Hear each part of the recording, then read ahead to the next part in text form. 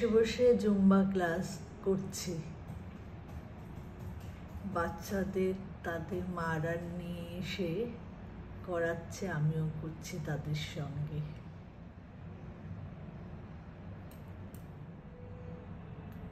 সুন্দর, কি সুন্দর সবাই করছে আনন্দ করে।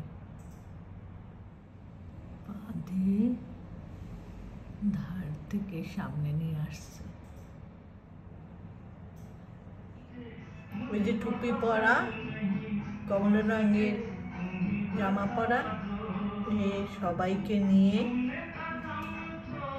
ঘুরতে বেড়ায়।